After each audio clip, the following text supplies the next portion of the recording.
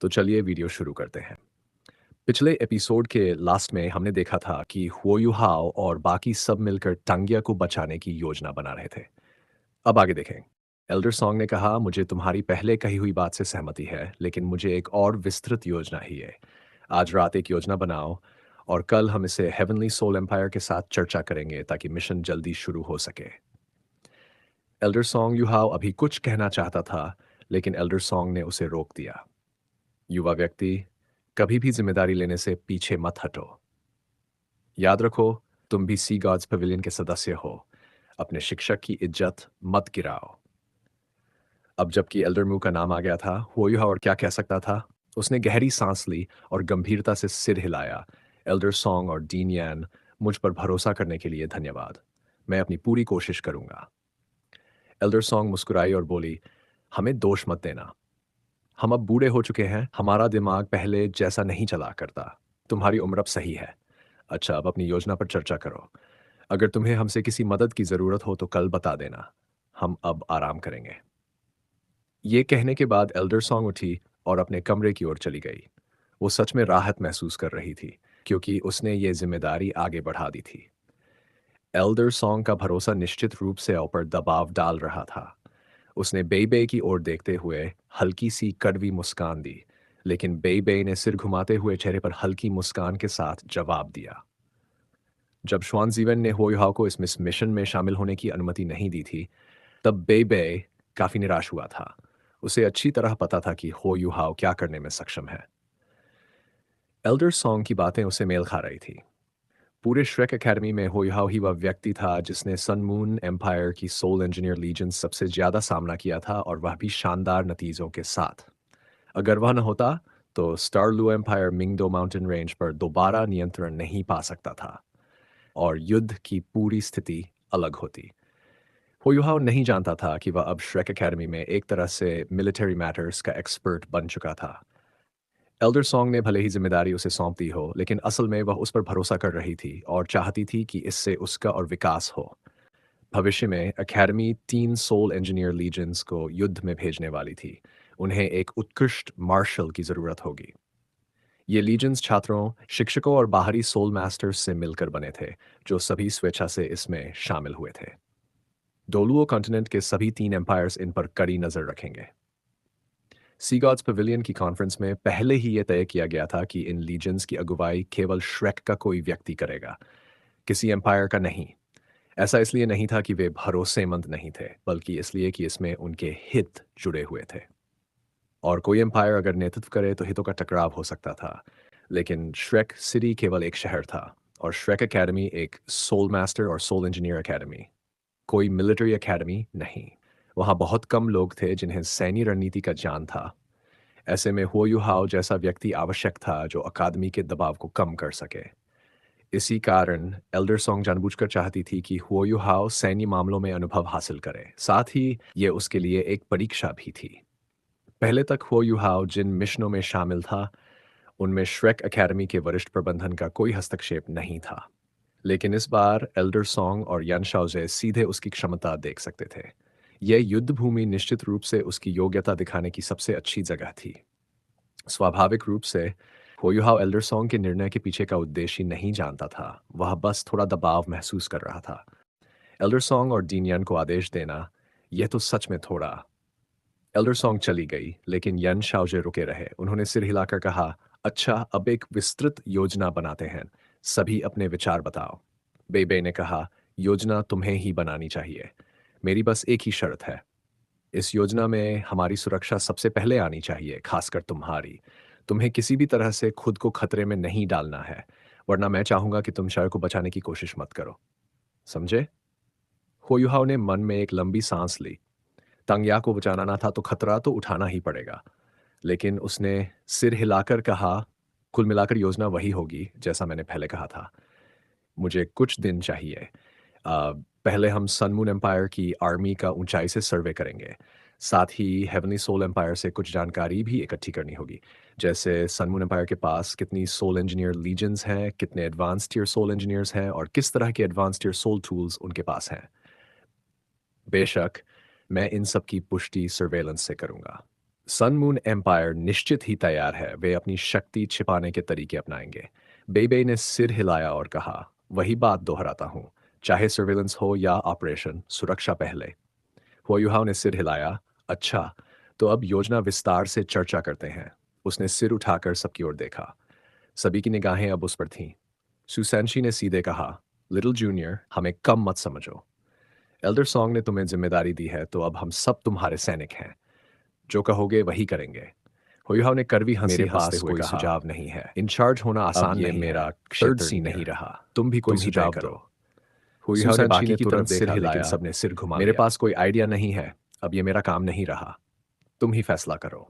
हुयुहाओ ने बाकियों की ओर देखा, पर सबने सिर घुमा लिया। जब उसकी नजर ये गई और ननचुक्यू पर पहुंची, दोनों जोर से हंस पड़ी। हुयुहाओ ने झुंझलाकर कहा, अगर ऐसा है तो हम सर्वेलेंस से शुरुआत करेंगे, उसके बाद विस्तृत योजना बनाएंगे। बिना पर्याप्त इंटेलिजेंस और सर्वेलेंस के ठोस योजना बनाना असंभव था। यनशाओ ने पूछा, क्या मुझे तुम्हारे साथ आना होगा? हुइहाओ ने सिर हिलाया, नहीं डीनियन, आप आराम करें, मैं आज रात सर्वेलेंस करूंगा। सन मून एम्पायर मुझे कभी नहीं ढूंढ पाएगा जब तक कि उन्होंने कोई नया एरियल सर्वेलेंस सोल टूल विकसित ना किया हो। यानशा मुस्कुराए और बोले, ठीक है, तो जाओ, अपना ध्यान रखना। हेवनली सोल एम्पायर के हमारे संपर्क तुम्हें शहर से बाहर तक छोड़ देंगे। शहर से बाहर निकलने के बाद ही आसमान में जाना, ताकि कोई गलतफहमी ना हो। ठीक है। हेवनली स्पिरिट सिटी इस समय पूरी तरह सतर्क थी। भले ही heavenly soul empire, sun moon empire जितनी उन्नत एरियल सर्वेलेंस सोल टूल्स का उपयोग न कर सके, लेकिन कुछ तो उनके पास भी थी। होयुहाओ ने सेना के अपने संपर्क को ढूंढा, जिसने तुरंत अपने अधिकारियों को सूचना दी। कुछ ही देर में प्रिंसेस वेना खुद वहां पहुंची। जैसे ही वे मिले, उसने तुरंत पूछा, क्या तुम सन मून एम्पायर का सर्वे करने जा रहे हो? होयुहाओ ने सिर हिलाया। हाँ, किसी भी ऑपरेशन की नींव एक भरोसेमंद सर्वेलेंस मिशन पर होती है। वेना कुछ क्षण सोचने लगी, फिर बोली, मैं तुम्हारे साथ चलना चाहती हूँ। क्या? ये कैसी मजाक की बात है? तुम्हारे जैसी महत्वपूर्ण व्यक्ति मेरे साथ कैसे जा सकती हो? भले ही ये बहुत खतरनाक न हो, लेकिन ऐसा कभी नहीं होना चाहिए।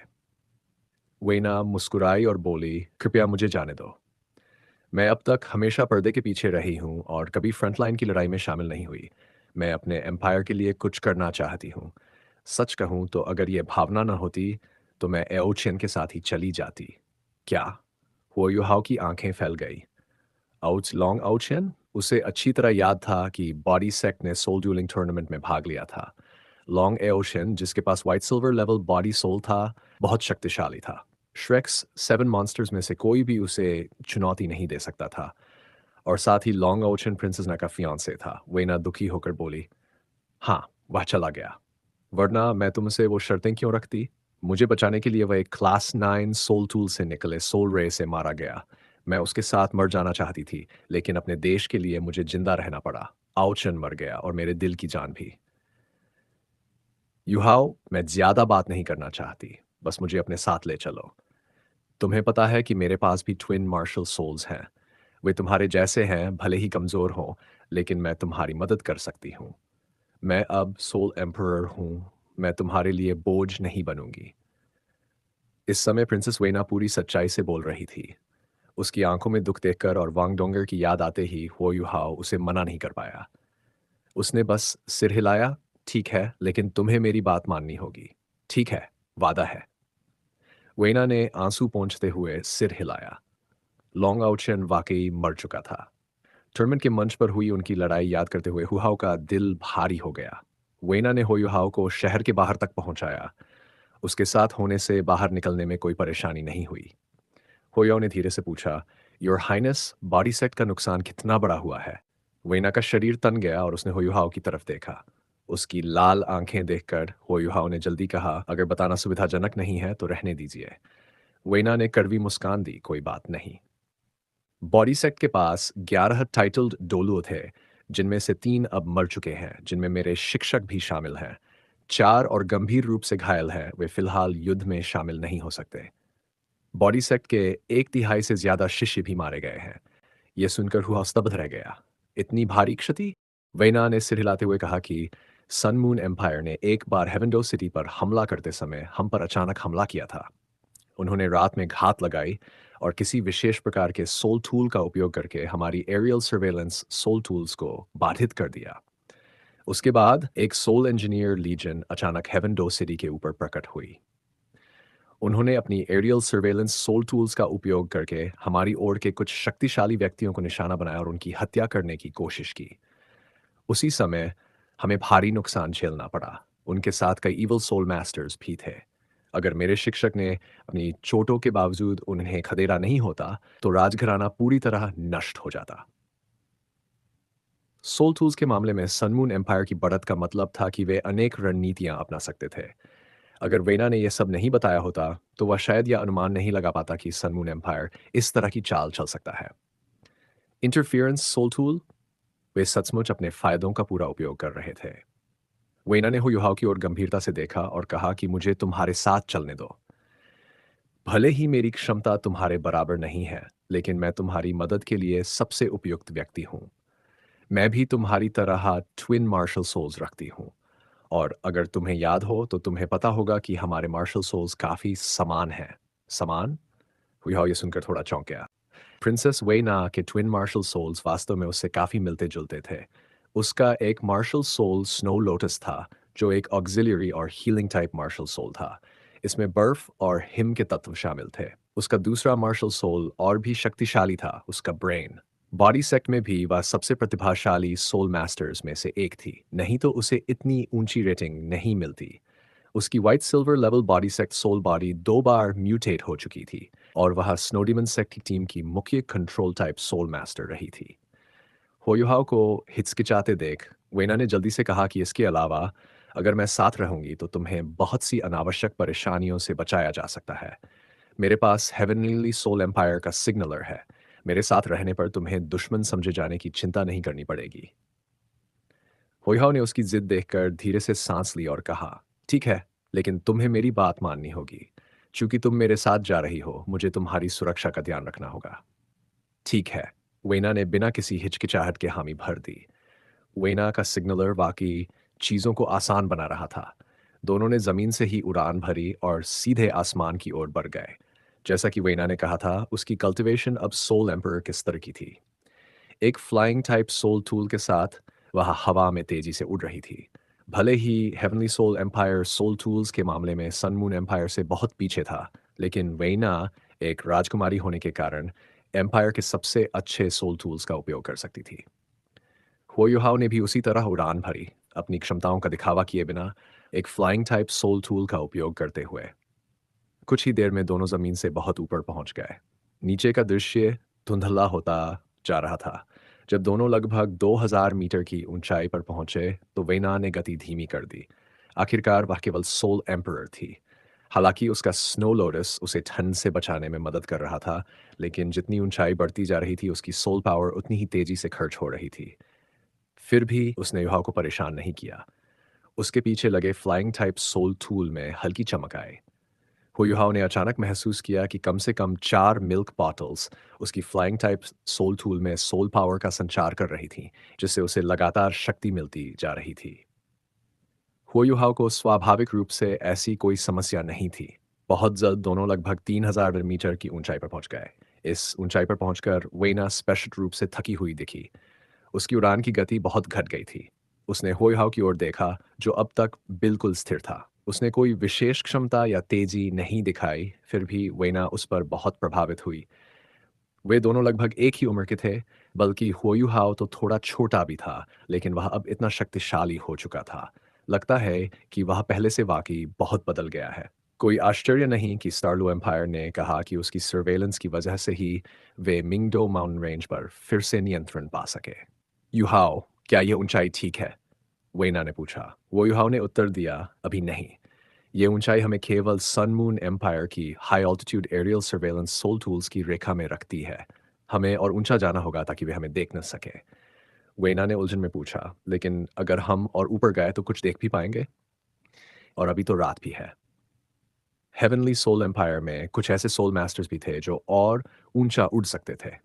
एक टाइटल डोलू 5000 मीटर तक की ऊंचाई तक जा सकता था, लेकिन इतनी ऊंचाई पर जमीन बहुत दूर हो जाती थी, जिससे कुछ देख पाना मुश्किल था, निगरानी करना तो और भी कठिन। इसके अलावा बादल और कोहरा दृश्यता को और घटा देते थे। होयुहाव ने कहा, क्या तुम भूल गई हो कि मेरा मार्शल सोल मेरी आंखें हैं? ओह, वेना ने कुछ और नहीं कहा। होयुहाव की आकृति झलकी और वह वेना के पीछे आ गया। उसने सहज ही उसकी ओर देखा। हुआओ ने अपना दायां हाथ बढ़ाकर उसके फ्लाइंग टाइप सोल टूल के केंद्र को पकड़ लिया। अचानक वेना को महसूस हुआ कि उसका शरीर हल्का हो गया है। फिर वह बहुत तेजी से ऊपर उठने लगी। हुआओ की शक्ति के साथ दोनों और ऊंचे उठ गए। ये वेना हैरान रह गई। उसने मन ही मन कल्टिवेशन का नया आकलन किया। उसके पास भी एक स्पिरिचुअल टाइप मार्शल था, उसका मस्तिष्क जो सबसे शक्तिशाली बॉडी सोल माना जाता था। हालांकि उसकी स्पिरिचुअल डिटेक्शन होयुहाउ जितनी शक्तिशाली नहीं थी, लेकिन इतनी नज़दीकी दूरी पर वह उसके अंदर हो रहे परिवर्तन साफ महसूस कर सकती थी। वह जानती थी कि होयुहाउ किसी भी मिल्क बॉटल की मदद नहीं ले रहा था। उसकी सोल पावर की तरंगें लगातार मजबूत होती जा रही थीं, लेकिन वह उसके स्पिरिचुअल पावर की वास्तविक गहराई नहीं माप सकी। उसने मन ही मन एक लंबी सांस ली। जब उसने पहली बार बॉडी सेट में प्रवेश किया था, तो उसे लगा था कि वह और लॉन्गआउचेन युवा पीढ़ी के सबसे उत्कृष्ट सोल मास्टर्स हैं। लेकिन जब उसने श्रेक एकेडमी के लोगों से संपर्क किया, तो उसे पूरी तरह समझ आया कि श्रेक के छात्र किसी भी तरह उससे कम नहीं थे। और हुओयू हाओ, वह तो उससे इतनी दूर निकल चुका था कि अब उसकी शक्ति का अंदाज़ा लगाना भी कठिन था। वे दोनों तब तक ऊपर उठते रहे, जब तक वे 4000 मीटर की ऊंचाई पर नहीं पहुंच गए। इस ऊंचाई पर पहुंचकर हुओयू हाओ ने गति धीमी कर दी। हालांकि उसकी कल्टीवेशन कमजोर नहीं थी, लेकिन और ऊपर जाने पर उसकी ऊर्जा का अत्यधिक क्षय होता। इसके अलावा हुओयू हाओ के अनुसार अब वे ऐसी ऊंचाई पर थे जहां high altitude aerial surveillance soul tools भी उन्हें नहीं पकड़ सकती थीं। अब उन्होंने एक क्षैतिज रूप से उड़ना शुरू किया। हुआओ ने प्रिंसेस ना को सन मून एम्पायर के मिलिट्री बेस की ओर ले जाना शुरू किया। इसी क्षण उसके शरीर से सोल पावर की तरंगें फैली। तुरंत बाद पोयहो ने महसूस किया कि शुद्ध और कोमल सोल पावर उसके शरीर में प्रवाहित हो रही है। उसमें एक सुगंधित आभा भी थी। अचानक उसकी स्पिरिचुअल और सोल पावर दोनों बहुत तेजी से पुनर्जीवित हो गई, बल्कि शायद और बढ़ भी गई। अब वह पहले से कहीं अधिक ऊर्जावान महसूस कर रहा था। जब उसने नीचे देखा तो वेना ने सिर हिलाया। उसकी हथेली में एक स्नो लोटस थी जो हल्की कोमल रोशनी बिखेर रही थी। होयुहाव के सहयोग से उड़ते हुए वराइना को केवल ठंड से रक्षा करनी थी, वह बोझ नहीं बनना चाहती थी। अपने स्नो लोटस को सक्रिय करके उसने होयुहाव की ऊर्जा को काफी हद तक पुनः भर दिया। इसी क्षण वेना ने महसूस किया कि होयुहाव के शरीर से हल्की स्पिरिचुअल तरंगें निकल रही हैं। उसके चारों ओर की रोशनी हल्की विकसित हो गई। वेना की स्पिरिचुअल पावर भी काफी मजबूत थी। उसने तुरंत समझ लिया कि वह क्या कर रहा है और आश्चर्य से पूछा, क्या तुम अपनी स्पिरिचुअल टाइप सोल स्किल से रोशनी को विकसित कर रहे हो? होयुहाव ने सिर हिलाया और कहा, नहीं, ये मेरा सोल स्किल इमिटेशन है। मैं अपने आसपास के माहौल में घुल मिलकर खुद को छिपा सकता हूँ। वेना समझ गई और मुस्कुराई। अब समझी मैं कि तुम सर्वेलेंस में इतने माहिर क्यों हो। खुद को छिपाकर स्पिरिचुअल डिटेक्शन का इस्तेमाल करना और अपने आइस टाइप सोल पावर से थर्मल डिटेक्टर्स को भी धोखा देना। अब सब समझ आ गया। होया चुप रहा, लेकिन मन ही मन उसने उसकी समझदारी की तारीफ की। वेना थोड़ी देर के लिए खुश हुई, लेकिन फिर उसका चेहरा थोड़ा उतर गया। वो जानती थी कि वो उसकी तरह ऐसा नहीं कर सकती। उसका मार्शल सोल आइज नहीं बल्कि ब्रेन सीमित थी, जबकि उसका दिमाग आक्रामक सोल स्किल्स इस्तेमाल कर सकता था। जैसे कि वो बैंशीज वेल जिसने कभी टैंक सेक्ट की टीम को काफी मुश्किल में डाल दिया था। होयुहाव के स्पिरिट आइज वेना के ब्रेन जितने शक्तिशाली नहीं थे, लेकिन उसके पास एक प्राकृतिक लाभ था। जब उसने अपना पहला सोल रिंग स्काई ड्रीम आइसवर्म से पाया था, तभी तय हो गया था कि उसकी स्पिरिचुअल टाइप मार्शल सोल किसी से पीछे नहीं रहेगी। उसके बाद उसने ज़्यादातर ऑक्सिलियरी प्रकार के सोल रिंग्स लिए, जिससे उसकी स्पिरिट आइज और भी शक्तिशाली बन गई। नियंत्रण के मामले में वो किसी से पीछे नहीं था।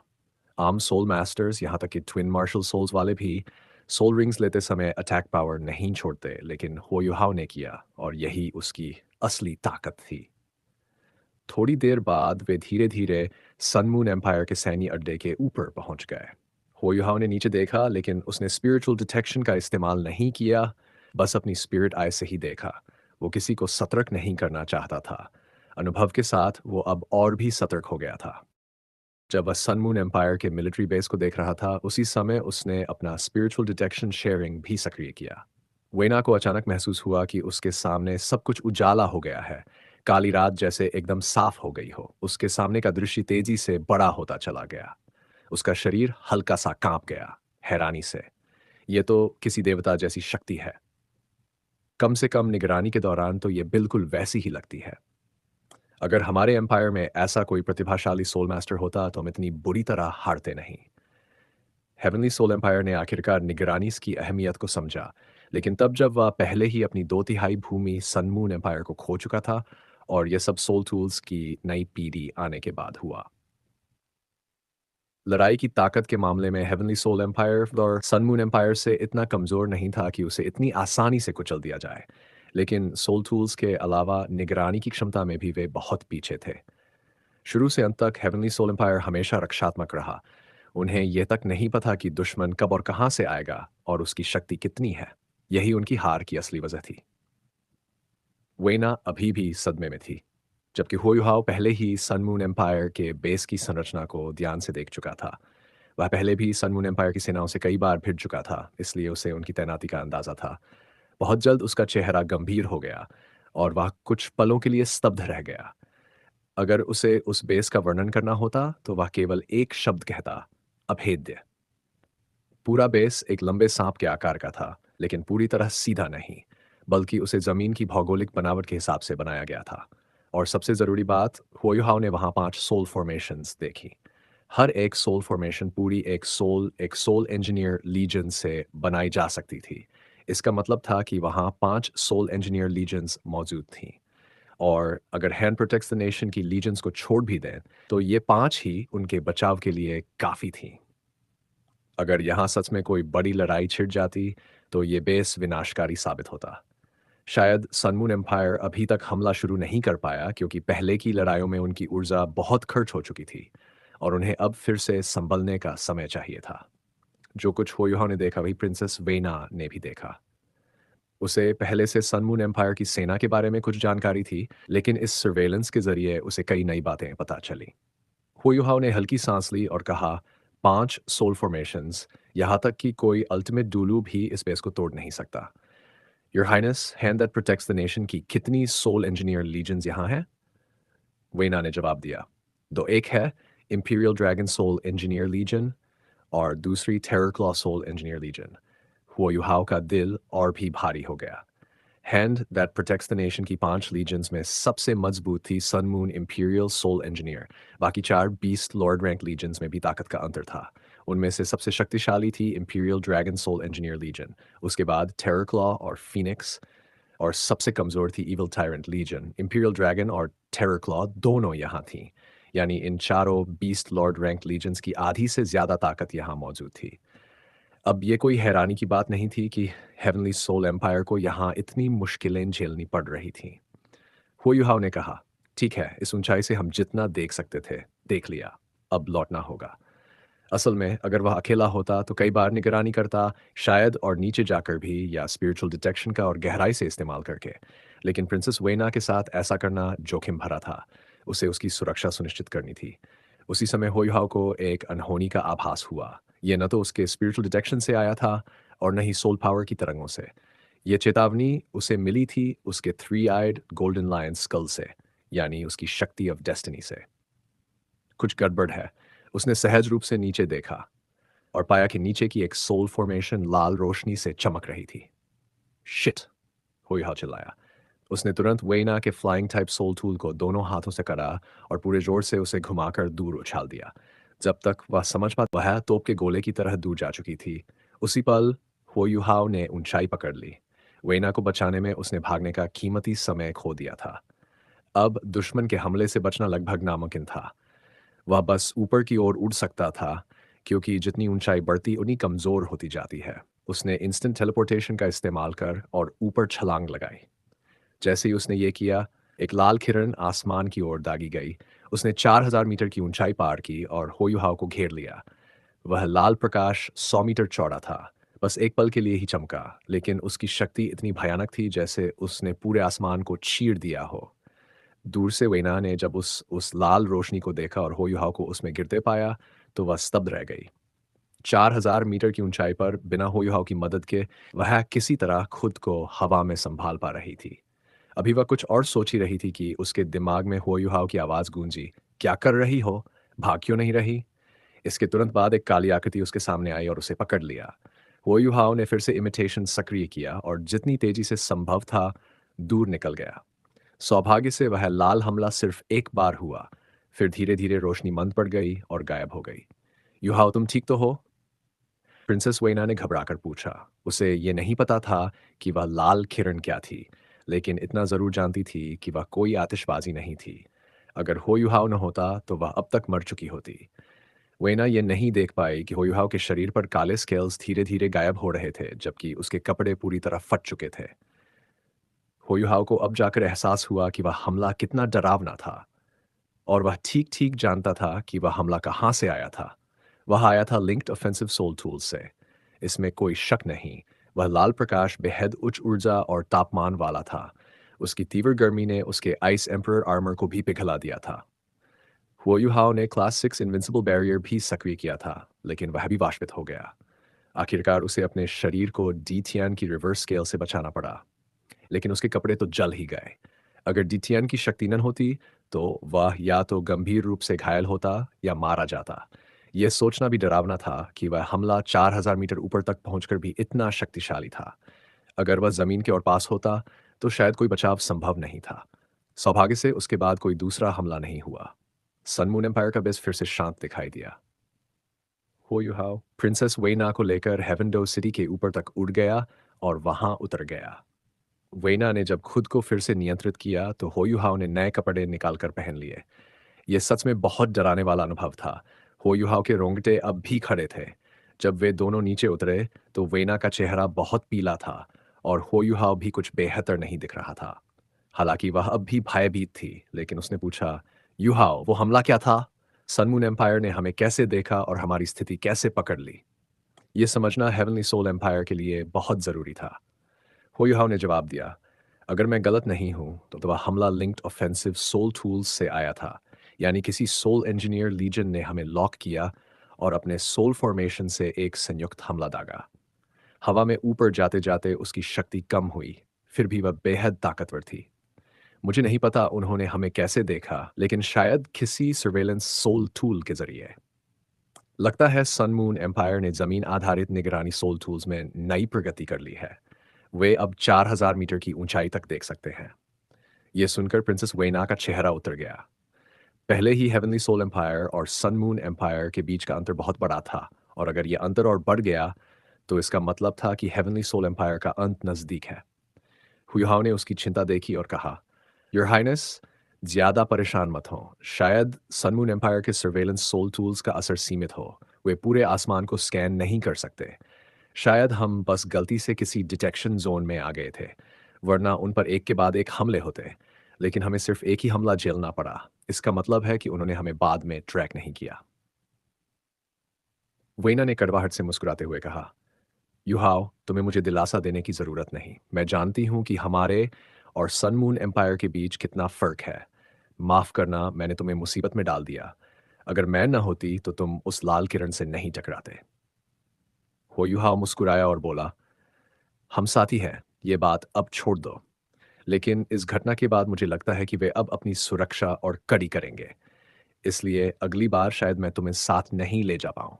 तो चलिए ये वीडियो यहीं समाप्त करते हैं। कमेंट में ये ज़रूर बताना आपको किस तरह की वीडियो चाहिए। वीडियो अच्छी लगी हो तो लाइक करना, अपने विचार कमेंट करना। चैनल पर नए हो तो सब्सक्राइब ज़रूर करना।